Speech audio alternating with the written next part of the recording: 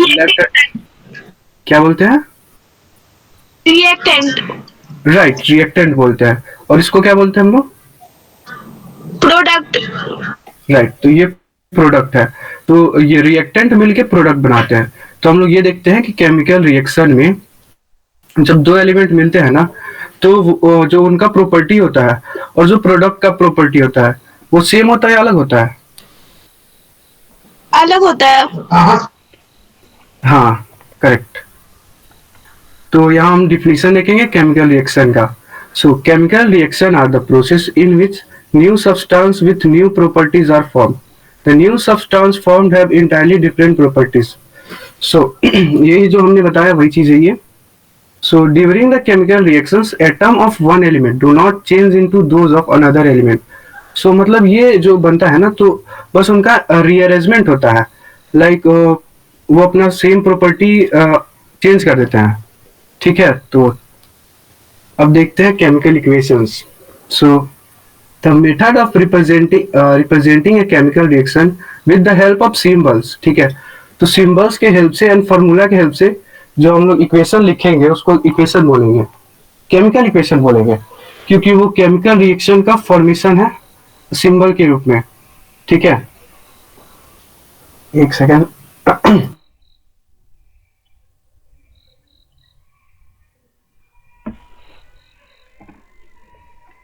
कि chemical reaction मतलब कैसे पता चलेगा कि केमिकल रिएक्शन हुआ है?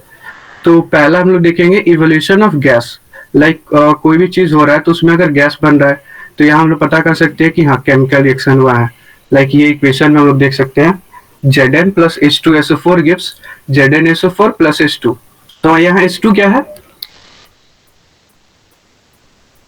सर गैस है। Okay, so formation of precipitate. तो इस इक्वेशन में प्रेसिपिटेट क्या है? Sir PbL2। ओके, तो प्रेसिपिटेट के थ्रू भी हम लोग पता कर सकते हैं कि हाँ केमिकल रिएक्शन हुआ है।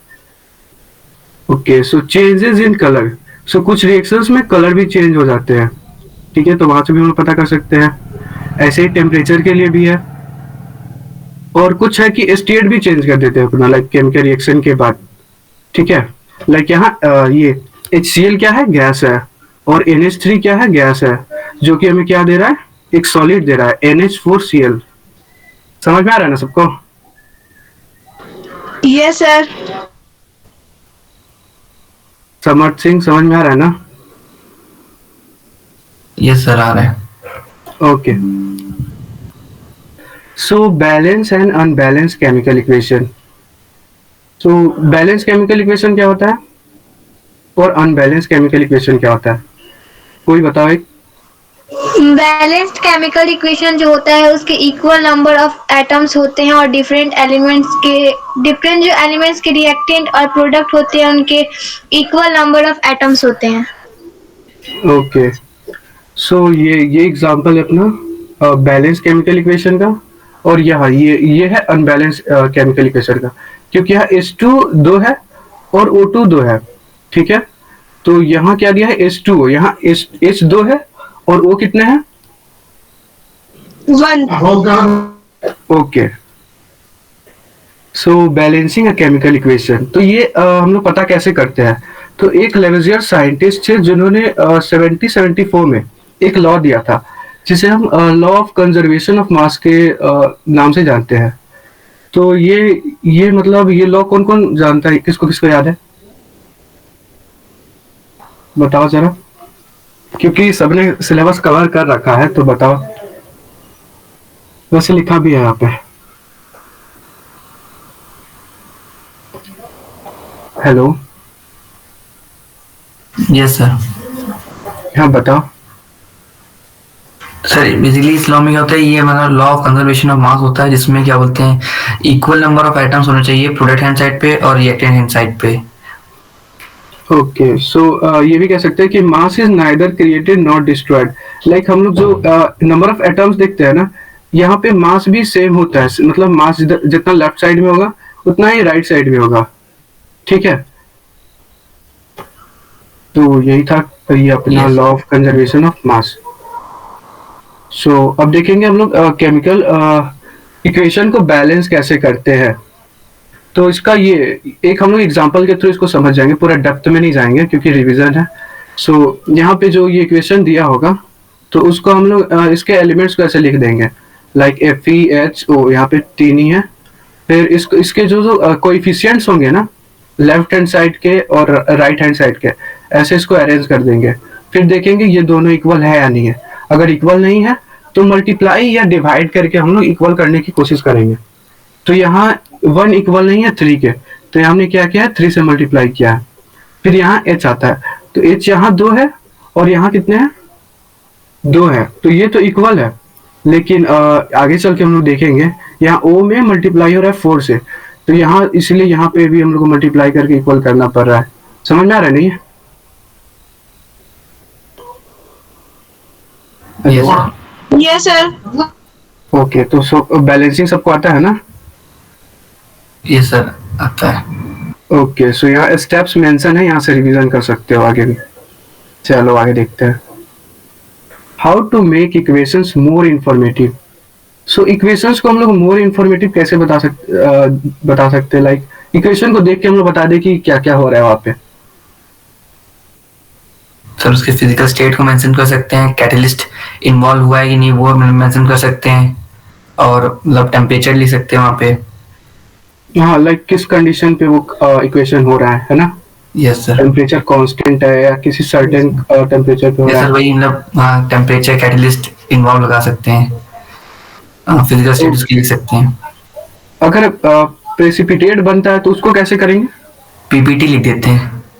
हाँ, और एरो को डाउन साइड में कर देंगे। Yes sir.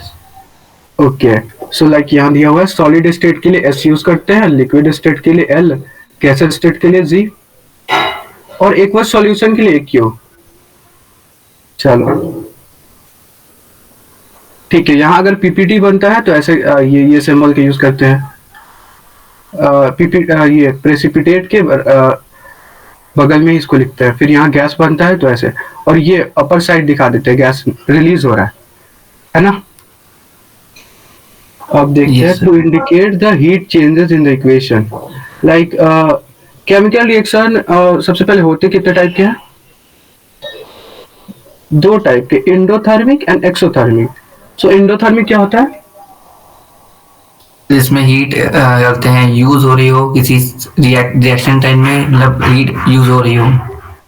Correct, heat absorb हो रही है। और एक्सोथर्मिक क्या है? हीट निकल रही हो बाहर, रिएक्शन के बाद प्रोडक्ट हैंड साइड पे हीट निकल रही हो। ओके, तो यहाँ हम लोग क्या करेंगे, इक्वेशन में प्लस हीट लिख देंगे अगर हीट एब्जॉर्ब हो रहा है तो, है ना? Yes sir. ऐसे इंडिकेट कर देते हैं बेसिकली इसको। और exothermic plus heat in the side of reactant. Exothermic में हम लोग रिएक्टेंट के साइड पे यूज करते हैं, plus heat in the side of reactant, और इसमें एक्सोथर्मिक में माइनस हीट होगा। यह मिस्टेक है, समझ रहे हो ना? इसको हम जब PDF अपलोड करेंगे इसको चेंज Yes, कर sir. देंगे। Yes sir. ठीक है। और हीट रिक्वायर्ड है, लाइक किसी इक्वेशन में हीट रिक्वायर्ड है तो इसके लिए इस सिंबल का यूज करते हैं। इस सिंबल को क्या बोलते हैं, किसी को पता है? हेलो? नो सर, यार भूल गए। हाँ, डेल्टा, राइट, इसको डेल्टा बोलते हैं। चलो फिर देखेंगे important type of chemical reaction, combination reaction. So कोई डिफाइन करो, कॉम्बिनेशन रिएक्शन होता है, इसके नाम से ही बेसिकली क्लियर हो रहा है। ये sir. Combination reaction।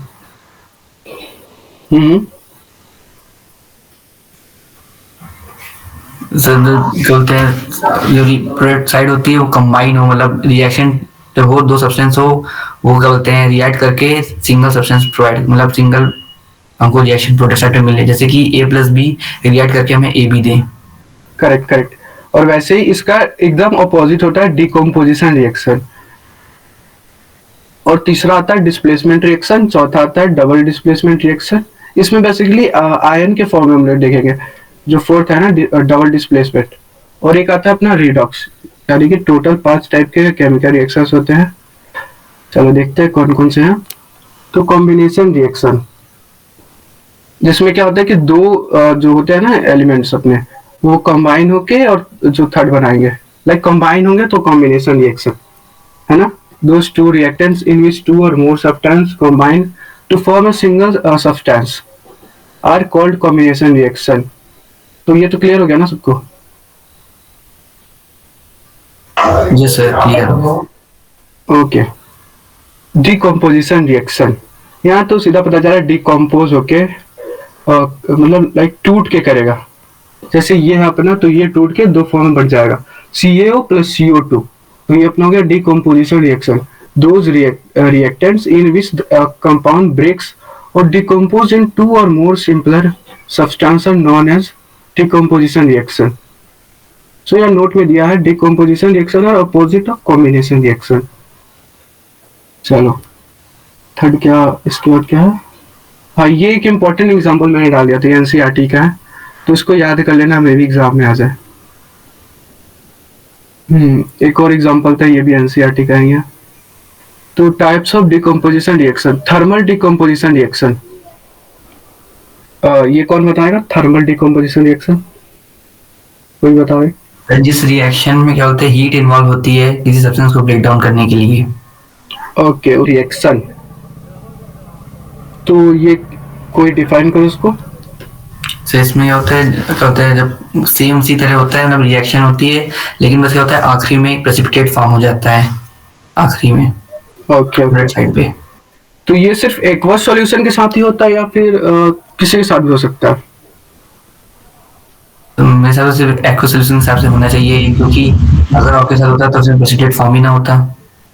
Okay sir, so like यहाँ पे एक्वस सॉल्यूशन 1 दिया है, एग्जांपल में एक्वस सॉल्यूशन 2 दिया है, तो ये दोनों कंबाइन होके एक्वस सॉल्यूशन थर्ड बन रहा है और एक प्रेसिपिटेट यहाँ पे फॉर्म हो रहा है. तो ये अपना हो जाएगा प्रेसिपिटेशन रिएक्शन. अब आता है ऑक्सीडेशन रिएक्शन. तो ऑक्सीडेशन रिएक्शन बेसिकली वो होता है जिसमें एडिशन ऑफ ऑक्सीजन हो जाए, ठीक है, या फिर रिमूवल ऑफ हाइड्रोजन हो जाए, या दोनों साथ में हो. तो यहाँ ये 2Cu इसमें ऑक्सीजन आके कंबाइन हो रहा है, देख रहे हो ना, 2CuO बन जा रहा है, ऑक्सीजन आके कंबाइन हो गया. तो ये अपना हो जाएगा ऑक्सीडेशन रिएक्शन. ऐसे ही दो एग्जांपल दिए हुए इसके. अब देखेंगे रिडक्शन रिएक्शन. तो इसमें क्या होता है, removal of oxygen and addition of hydrogen. इसमें देखो ये इस एग्जांपल में 2CuO है, तो इसमें क्या हुआ है, O2 अलग हो गया है 2Cu से, तो ये क्या हो गया, रिडक्शन रिएक्शन. अगर रिडक्शन एंड ऑक्सीडेशन साथ में होता है तो उसको क्या बोलते हैं हम लोग? Redox reaction. Correct, redox reaction. Oxidation plus reduction को हम लोग बोलते हैं रिडॉक्स रिएक्शन. लाइक इसमें दोनों प्रोसेस होंगे. तो इसमें CuO जो है, इससे ऑक्सीजन हट रहा है ना, Cu बन जा रहा है. तो ये क्या हो गया अपना, यहाँ क्या हो रहा है, देखो ये यहाँ क्या हो रहा है, ऑक्सीडेशन या रिडक्शन? रिडक्शन हो रहा है, क्योंकि ऑक्सीडेशन ऑक्सीजन हट गया. और यहाँ क्या हो रहा है, रिडक्शन ऑक्सीडेशन. सॉरी, करेक्ट, क्योंकि यहाँ पे ऑक्सीजन आके कंबाइन हो गया, Cu से हटके इसमें आ गया, तो रिडक्स रिएक्शन भी समझ में आ गया. अब देखेंगे oxidising agent and reducing agent. तो ऑक्सीडाइजिंग एजेंट क्या है? जो रिड्यूस हो रहे हैं वो ऑक्सीडाइजिंग एजेंट होगा, और जो रिड्यूस वो ऑक्सीडाइज हो रहा होगा वो रिड्यूसिंग एजेंट का काम करेगा. बेसिकली जो हेल्प करेगा ऑक्सीडेशन को, प्रोसेस को फॉर्म होने में, तो उसको ऑक्सीडाइजिंग एजेंट कह देंगे. और जो वही रिडक्शन के लिए हेल्प करेगा उसको रिड्यूसिंग एजेंट बोल देंगे. Effect of oxidation reaction in everyday life, ये तो सबको पता होगा. चलो बता दो.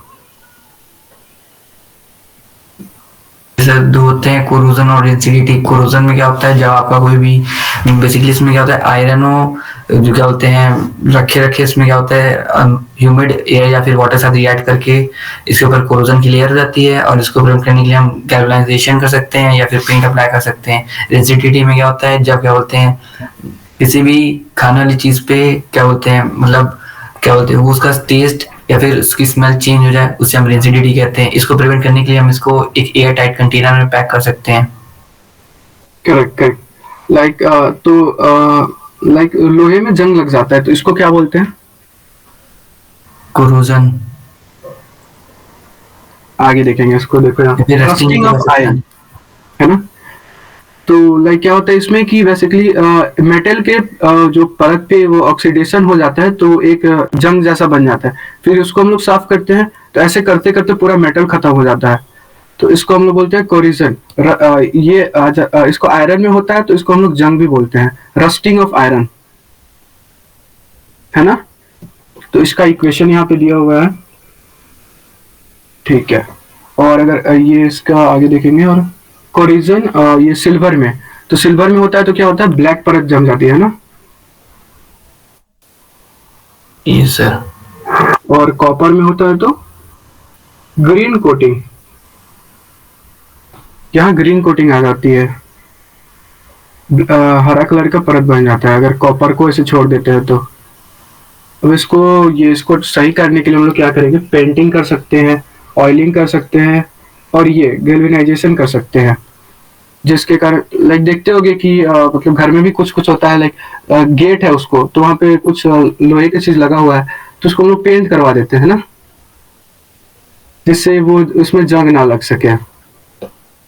ठीक है, तो इसको ऐसे प्रिवेंट कर सकते हैं हम लोग। फिर ये रेंसिडिटी क्या होता है, तो जो खाना होता है वो कुछ टाइम खराब हो जाता है ऑक्सीजन की वजह से, है ना, तो पूरा फूड स्पॉइल हो जाता है। हाँ, उसका टेस्ट भी खराब हो जाता है, या टेस्ट खराब हो जाता है, या फिर अनप्लीजेंट स्मेल आने लगता है उसमें से, टेस्ट भी खराब हो जाता है, और स्मेल भी उसमें से बेकार आने लग जाता है। क्यों? ये ऑक्सीडेशन की वजह से ऑक्सीडाइज हो जाता है फूड।